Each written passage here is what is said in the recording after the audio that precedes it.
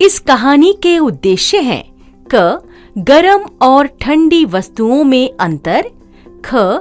तापमान क्या होता है, ग. तापमान कैसे मापते हैं। नमस्ते दोस्तों, कितनी गर्मी है आज। मन कर रहा है कि ठंडी ठंडी आइसक्रीम खाऊं। कितने अचरज भरी बात है ना दोस्तों कि हमें गरम और ठंडी वस्तुओं का अलग एहसास होता है। पर हम ये अनुमान कैसे लगा लेते हैं कि कोई वस्तु गरम है या ठंडी। गर्मी के दिनों में हमें गर्मी लगती है और सर्दी में ठंड लगती है। हमें वातावरण का एहसास कैसे हो जाता है। चलिए आज इस वीडियो के पात्रों के माध्यम से इसी तरह के कुछ सवालों के उत्तर ढूंढते हैं। रमा और राजा स्कूल से दौड़ते हुए घर पहुंचते हैं। लगता है दोनों बहुत भूखे हैं। चलिए देखते हैं क्या चल रहा है। माँ, कहाँ हो तुम? जल्दी से कुछ खाने को दे दो, हम दोनों को बहुत भूख लग रही है। अरे आ गए बच्चों, चलो आओ। आज मैंने तुम दोनों के लिए गरम गरम पूरी और खीर बनाई है। आओ जल्दी से खा लो। वाह, मजा आ गया। ओहो, ये पूरी तो गरम है। तुम कैसे खा रहे हो राजा? तुम्हारी पूरी गरम नहीं है क्या? नहीं रमा, मेरी पूरी तो ठंडी है। माँ, ऐसा क्यों है कि वही पूरी मुझे गरम लग रही है और राजा को नहीं? हमें बहुत गरम या कम गरम का एहसास कैसे हो जाता है? पहले अपनी पूरी को फूंक कर ठंडी कर लो, फिर हम मिलकर एक प्रयोग करते हैं। मैंने इन 3 बर्तनों में पानी भरा है।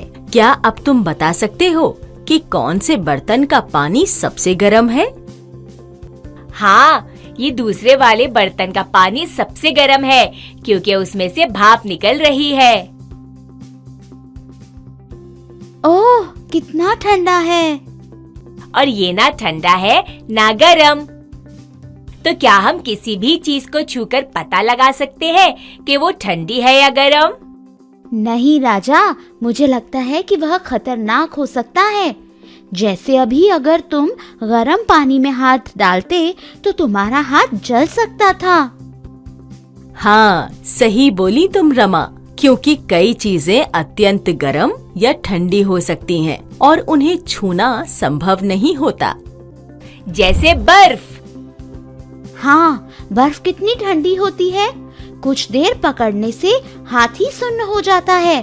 पर अगर कभी हम बर्फ के टुकड़ों को उठाते हैं तो वह जल्दी पिघल भी तो जाते हैं। हाँ, सोचो क्यों रमा? क्योंकि हमारे शरीर की गर्मी या वातावरण की गर्मी उसे पिघला देती है। अच्छा, इसका मतलब है कि यह जानने के लिए कि कौन सी चीज कितनी गरम है या ठंडी, हम सिर्फ अपनी इंद्रियों पर भरोसा नहीं कर सकते। दोस्तों, किसी वस्तु की निश्चित ऊष्मा उसके ताप से समझी जाती है, पर हम ताप कैसे मापते हैं? क्या हुआ राजा, खांस क्यों रहे हो? सुबह से बदन दर्द कर रहा है माँ। अरे, तुम्हारा माथा तो गरम नहीं लग रहा। ठहरो, मैं थर्मोमीटर लाती हूँ। राजा, तुम्हें बुखार तो नहीं है? मैं तुम्हारे लिए अदरक वाली चाय बना लाती हूँ। रमा, तब तक तुम इस थर्मोमीटर को धोकर रख दो। इस थर्मोमीटर से कैसे पता लगता है कि हमें कितना बुखार है? इतनी छोटी सी कांच की ट्यूब है। कैसी हो रमा? कुछ परेशान लग रही हो। लगता है मेरे बारे में सोच रही हो। हाँ, मुझे अपने बारे में कुछ बताओ। तुम्हें ये तो पता ही है कि मेरा इस्तेमाल शरीर के तापमान को मापने के लिए किया जाता है। हाँ हाँ, पर यह यहाँ इस छोटे से बल्ब में ये चमकती चीज क्या है? यह मरकरी या पारा है।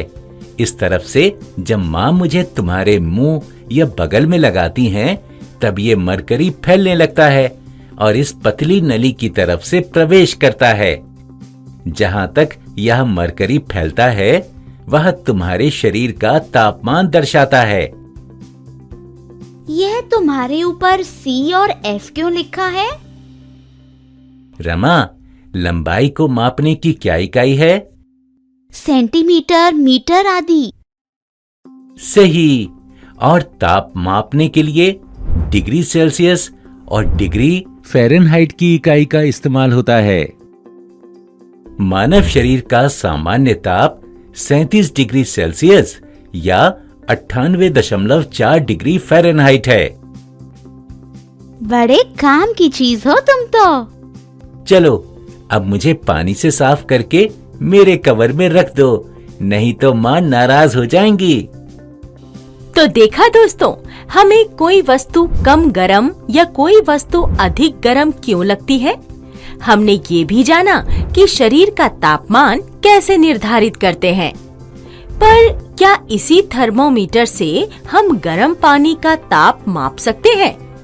चलिए इस सवाल का जवाब हम अगले वीडियो में ढूंढेंगे। अभी के लिए इतना ही। जल्द मिलते हैं।